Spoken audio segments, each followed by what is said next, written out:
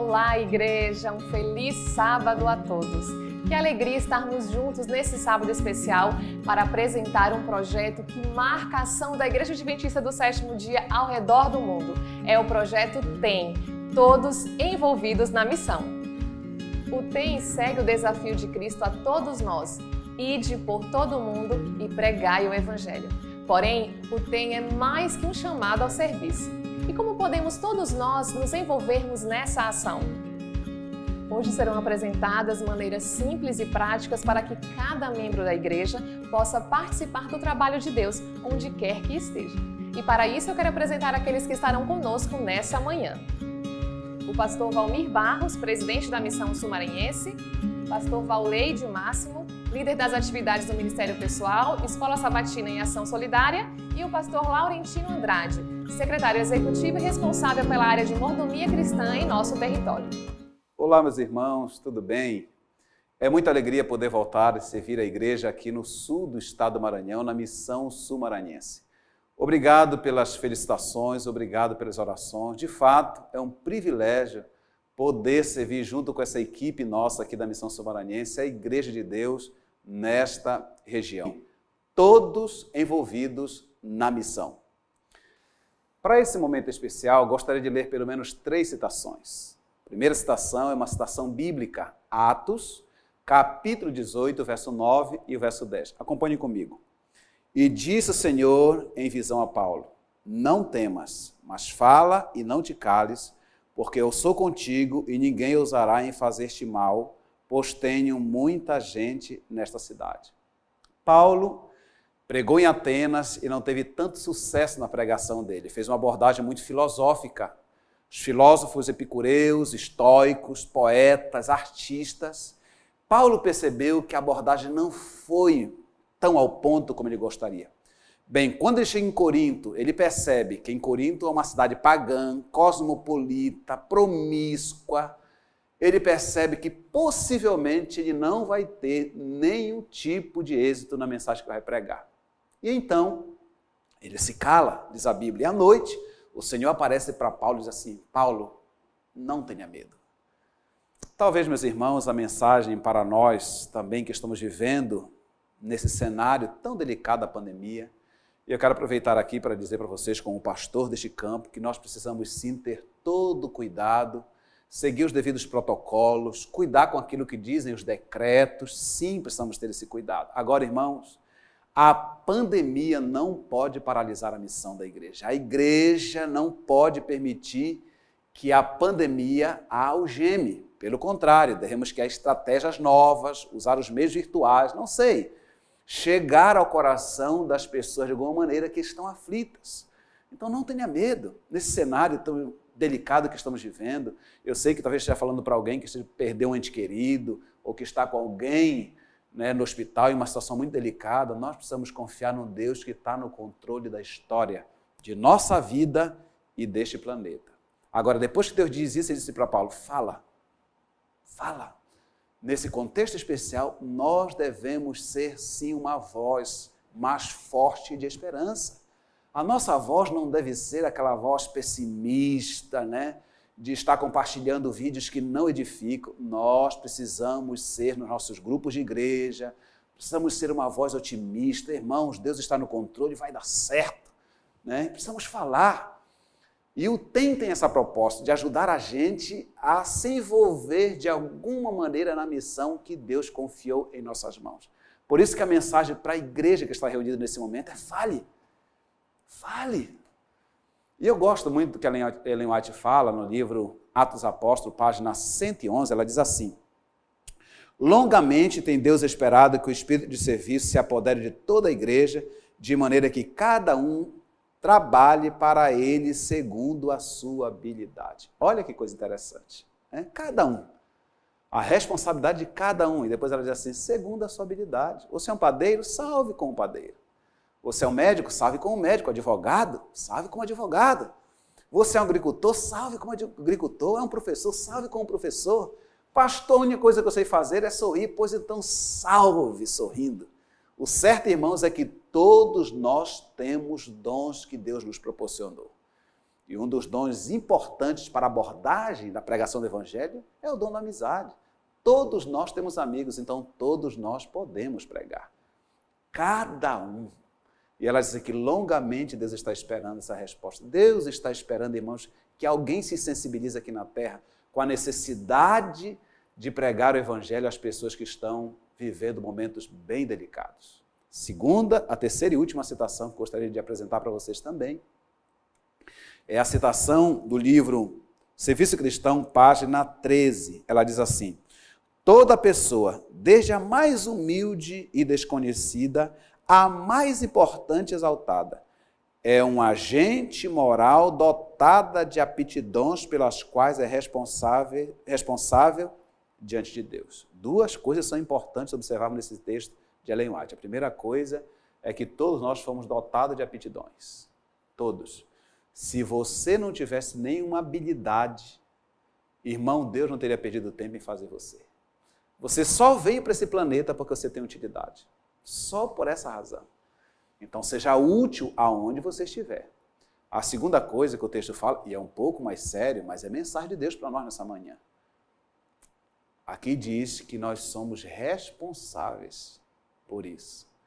E tem uma citação, não lembro bem, parece que é o Grande Conflito, ela diz assim, que nós não iremos ser julgados pelos nossos pecados.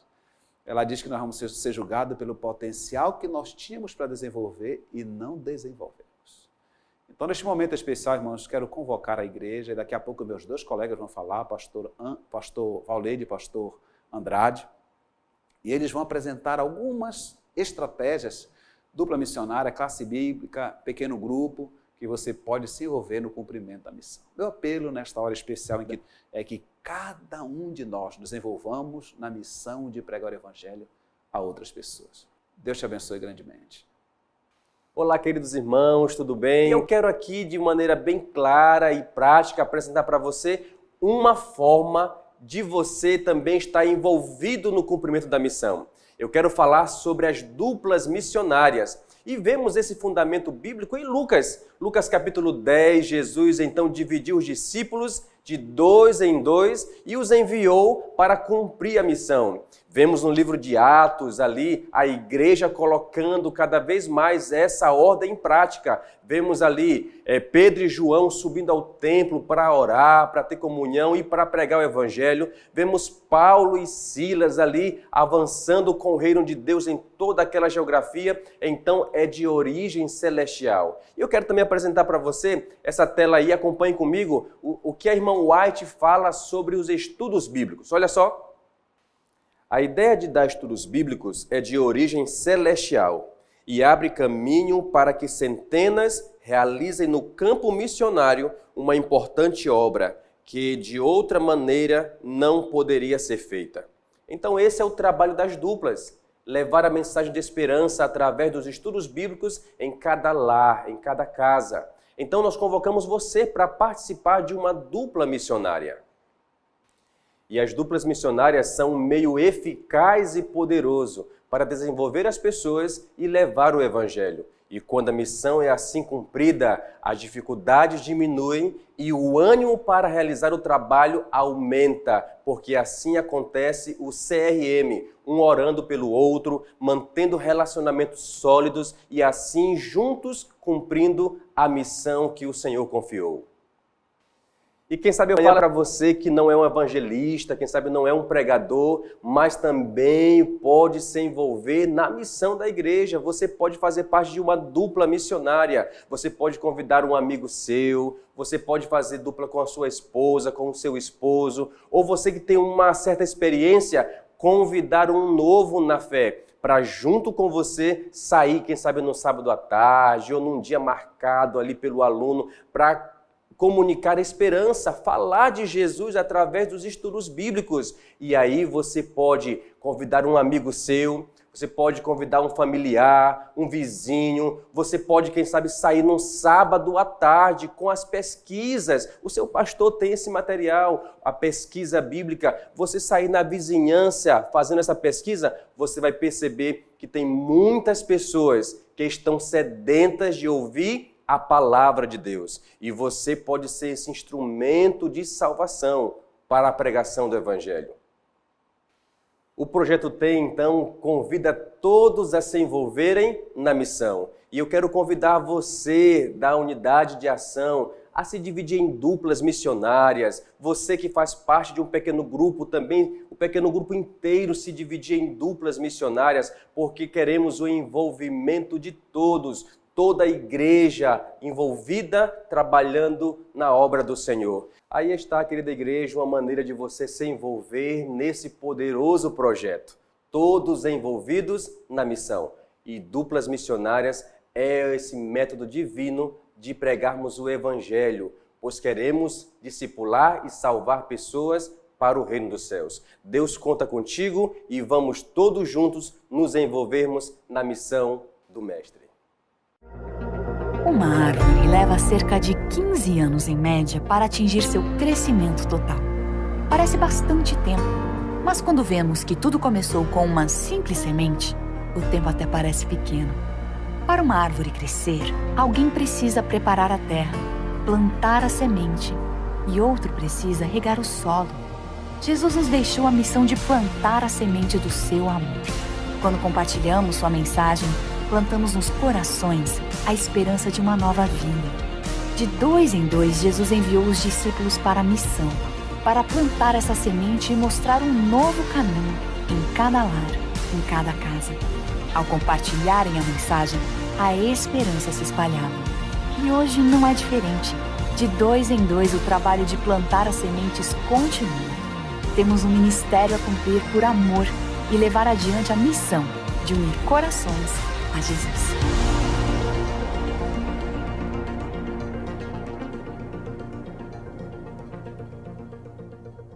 Olá, irmãos, que bom poder estar com vocês também. Vocês já ouviram o pastor Valmir dando uma explicação geral, ouviram agora o pastor Valleide especificando mais as duplas missionárias, e eu quero falar um pouco com vocês sobre as classes bíblicas. Essa metodologia que certamente é do céu, está vastamente explicada no Espírito de Profecia e já é uma prática da igreja. Na verdade, esse projeto, envolvimento total dos membros, tem um respaldo bíblico. A Bíblia diz em Apocalipse 1,6 e também em 1 Pedro 2,9 que todos nós somos sacerdotes e assim devemos trabalhar na igreja como sacerdotes. Todos nós temos uma missão a cumprir na igreja. Quanto às classes bíblicas, nós lemos no Espírito de Profecia, no livro Evangelismo, página 348. A verdade bíblica deve ser apresentada de maneira tão simples e interessante que todos possam facilmente compreender os princípios da salvação. E um instrumento para que possamos apresentar estas verdades é a classe bíblica. Mas o que é uma classe bíblica? Agora nós começamos a conhecer esse projeto de Deus, essa metodologia fantástica para ensinar a Bíblia. Então, primeiro, a classe bíblica é um momento em um local reservado em que um professor, um instrutor bíblico, vai ensinar algumas pessoas sobre essa doutrina bíblica que nós conhecemos. Então, o que é que nós precisamos? Primeiro, que você se deixe ser usado por Deus, que você assuma esse sacerdócio de todo crente e tenha o desejo de ser o professor de uma classe. Se é uma classe, nós precisamos de um local adequado, com alguns instrumentos. Você pode ter ali um quadro branco, pode ter ali uma televisão, pode fazer uso de um DVD, e aí você vai ser um professor de Bíblia para aquelas pessoas. Quantas pessoas podem participar? Bem, para diferir de um estudo bíblico individual, nós entendemos que se você está estudando com mais de 2 pessoas, ou seja, de 3 pessoas para frente, nós já podemos dizer que é uma classe bíblica. Então você vai encontrar esse lugar que nós falamos, preparar esse material e aí começar aos poucos a introduzir essa sua turma no conhecimento da Bíblia.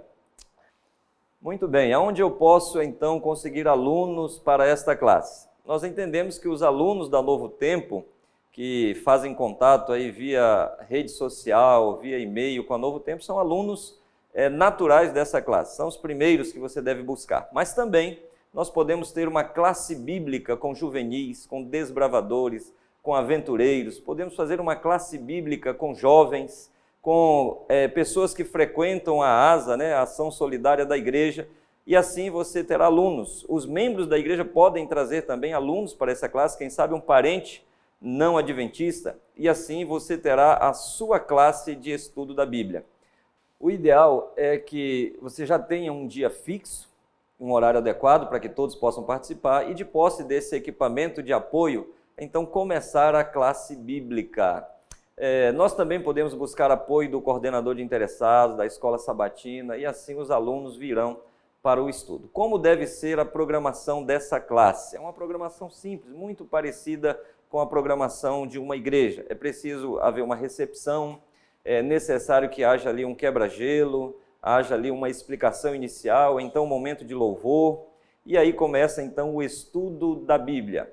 Esse estudo deve ser feito de forma lógica, de forma direta, sempre lembrando de que aquele aluno está dando os seus primeiros passos. Então, sempre que for possível, pode abrir um espaço para que ele faça perguntas, e assim você vai na Bíblia, comparando texto com texto, sempre usando a Bíblia para dar assim, bastante segurança e também para fazer jus ao nome dessa classe. É uma classe bíblica. Não é o momento de entrar em outros materiais ou de aprofundar através da história, mas usar principalmente a Bíblia através de explicações simples, diretas, como a Bíblia é, como ela foi escrita para ser entendida, de forma simples. Então esse aluno ele tem liberdade de fazer perguntas, de questionar, e você vai direcionando. Sempre que surgir uma pergunta de difícil resposta ou que está mais avançada do que aquele estudo, ou seja, que será explicada mais à frente, você pode dizer assim, olha, essa é uma boa pergunta e no momento adequado, mais à frente, nós vamos responder essa pergunta. E rapidamente voltar para o tema daquele estudo. Feita esta programação nesta ordem, você deve lembrar que a sua instrução deve ser dinâmica, empolgante, atrativa, para que o aluno se sinta motivado a esse estudo. Sempre lembrando que cada estudo tem que ser concluído com um apelo, porque de apelo a apelo, através de cada doutrina, nós estamos conduzindo esta pessoa para a decisão do batismo. Então não deve ser uma aula pura e simplesmente com conhecimento teórico, racional, mas também relacionando esta doutrina com a vida, com as decisões que precisam ser tomadas, levando a um apelo para que essa pessoa aceite a Jesus Cristo. No final de tudo, o que nós queremos é que ela conheça Jesus e, através da revelação do Espírito Santo, ela aceite esse Jesus como seu Salvador. E, por fim, aceitar a igreja, aceitar entrar para o reino de Deus e ser batizada. Eu quero concluir esta pequena aula com um resumo dos passos que você tem que dar para ter uma boa classe bíblica aí na sua igreja. Responsabilidades do líder da classe e de sua equipe. Primeiro, trabalhar em harmonia com o pastor e coordenador de interessados. Recepcionar de forma acolhedora e amiga. Entregar para os alunos a Bíblia e a lição do curso. Permitir a participação dos alunos durante o estudo. Tirar as dúvidas e responder às suas objeções. Orar por eles. Visitar os alunos. Ajudar em suas necessidades. Convidar para as reuniões da igreja. Desenvolver a amizade e envolver os alunos com os membros da igreja. Ajudar o aluno a decidir pelo batismo. Acompanhar o novo membro ajudando a integrar-se na família da igreja. Esses são passos essenciais para que essa classe alcance o seu objetivo. A classe ela tem um começo, uma introdução. Ela vai ser aprofundada durante as semanas de estudo, mas lembre-se, no final nós precisamos concluir, apelar e trazer esta pessoa à Igreja de Deus através do Santo Batismo. Que Deus te use, que você possa ter muitas classes bíblicas em sua igreja, como você viu, pode ser em qualquer lugar, numa casa, na igreja, numa escola. O equipamento é simples, o que é necessário é que você ouça a voz do Espírito Santo e se coloque como sacerdote, como instrutor bíblico desta igreja. Deus abençoe você, a sua família e esta igreja. Com essas ferramentas, estamos preparados para levar adiante a missão principal de nossa igreja. E assim seremos todos uma voz mais forte de esperança. Que Deus os abençoe.